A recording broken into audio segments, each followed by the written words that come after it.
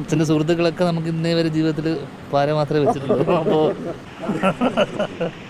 അത് അൻസാജ് നമ്മുടെ ഒരു സുഹൃത്താണ്. അൻസാജ് കുറേ വർഷങ്ങൾക്ക് മുന്നേ എന്നോട് ഇങ്ങനൊരു കഥയെക്കുറിച്ച് പറയുകയും അപ്പോൾ അന്ന് കേട്ടപ്പോൾ തന്നെ ഒരു താല്പര്യം തോന്നി. പിന്നീട് അങ്ങളത് റീവർക്ക് ചെയ്ത് അത് അതിനെ ഭംഗിയാക്കി മാറ്റി.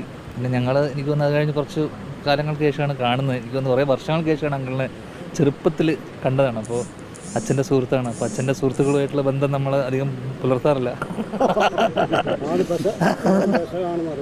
അതെ അതെ അതെ, അച്ഛൻ്റെ സുഹൃത്തുക്കളൊക്കെ നമുക്ക് ഇന്നേ വരെ ജീവിതത്തിൽ പാര മാത്രമേ വെച്ചിട്ടുള്ളൂ. അപ്പോൾ അങ്ങനെ ചിലപ്പോൾ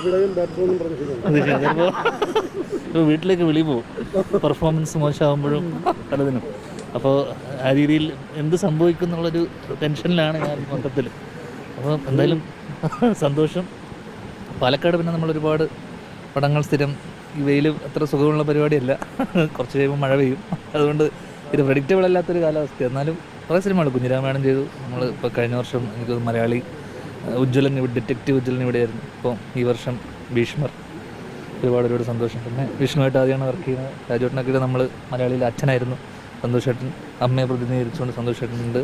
ഫെഫ്കേനെ പ്രതിനിധീകരിച്ചുകൊണ്ട് എല്ലാ സംഘടന മാറുന്നത് അഖിലേട്ടൻ. എല്ലാവരും ഉണ്ട്.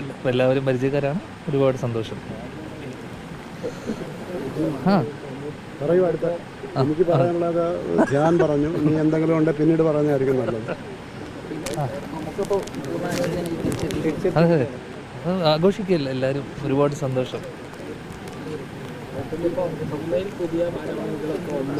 ഇത് എല്ലാം എന്നോടാണോ? ഇത് അമ്മേനെ റെപ്രസെന്റ് ചെയ്ത ആളുണ്ട്. അതെ അതെ, സിനിമയെ കുറിച്ച് അതാണ് നല്ലത്. നമുക്ക് എന്തിനാണ് ഓരോ വിവാദങ്ങൾ അവരെന്തെങ്കിലും പറയുന്നത്?